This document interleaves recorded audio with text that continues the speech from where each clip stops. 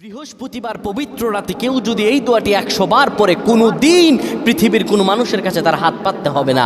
পৃথিবীর সব কিছু তার পায়ের নিচে আল্লাহ হাজির করে দিবেন। দারিদ্রতা থেকে মুক্তি দান করবেন, বিপদ আপদ থেকে মুক্তি দান করবেন, তার সম্মানকে সুউচ্চতা দান করবেন, অসুস্থতা থেকে দূরে রাখবেন। আল্লাহর অশেষ দয়া ও রহম তাকে দান করে দিবেন। সুবহানাল্লাহ। বৃহস্পতিবার রাত এটি গুরুত্বপূর্ণ রাত। এই রাত সপ্তাহে একদিন আসে।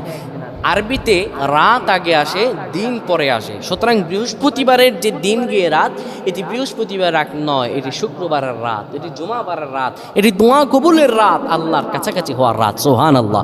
এই বৃহস্পতিবার রাত আল্লাহ তাআলা বান্দার দোয়া কবুল করেন। কেউ যদি বৃহস্পতিবার রাতে ঈশা নামাজের পরে পবিত্র হয়ে ইয়া হাইয়ু ইয়া হাইয়ু ইয়া হাইয়ু ইয়া রফিয়ু ইয়া রফিয়ু ইয়া রফিয়ু এই দোয়াগুলো পড়তে পারে 100 বার, আল্লাহ রব্বুল আলামিন তার মর্যাদা বৃদ্ধি করে দিবেন, তার জীবনটাকে আমার আল্লাহ সুন্দরভাবে সাজিয়ে দিবেন। বিপদ আপদ বালা